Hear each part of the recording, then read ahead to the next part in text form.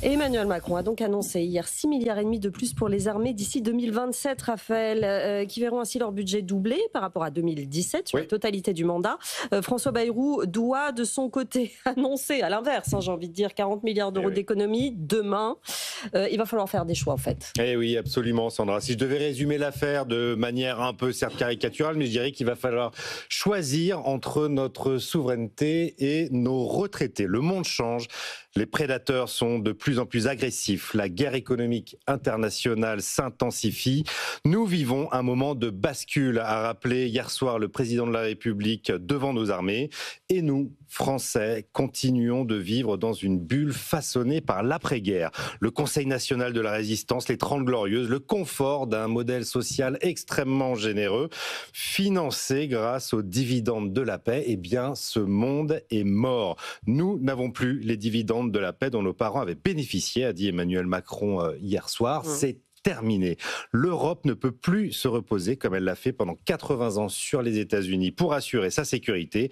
Et nous, Français, devons changer notre logiciel sur notre modèle social. Être lucide, a répété à plusieurs reprises le chef de l'État sur la situation du monde et de notre pays. Hier, Emmanuel Macron a prévenu, il demandera un effort ponctuel à tous, comme François Bayrou d'ailleurs. Et ça veut dire des arbitrages douloureux dans le prochain budget probablement. Ben oui, car la vérité, c'est que sauf à connaître une croissance très forte, on ne peut pas tout à la fois s'enorgueillir d'avoir la première armée en Europe. Nous avons la première année en Europe en France.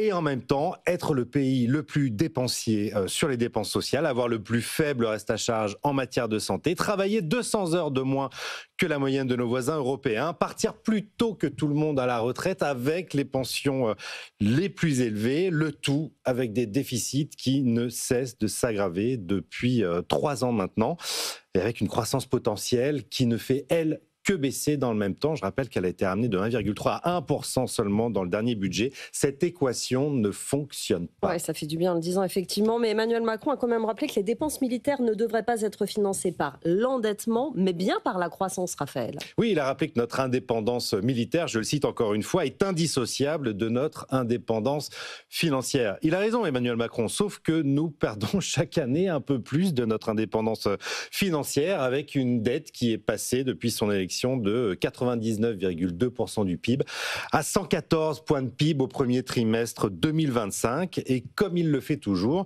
Emmanuel Macron a promis de financer cet effort militaire par plus de croissance, plus d'activité, plus de production, comme il l'a déjà promis pour rétablir nos déficits par la croissance et l'emploi, toujours davantage que par la rigueur. Alors intellectuellement, il a raison, le chef de l'État. Si on avait le taux d'emploi de l'Allemagne, on n'aurait plus de déficit en France.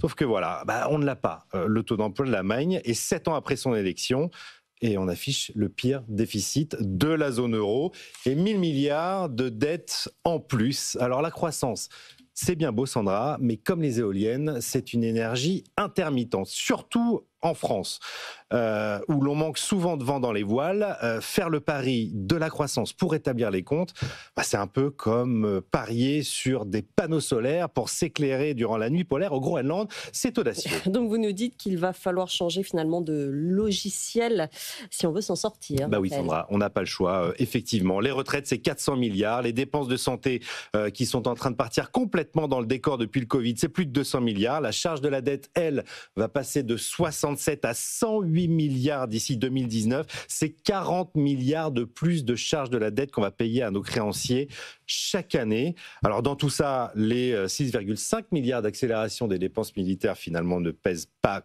grand-chose et sont, j'ajoute, parfaitement indispensables.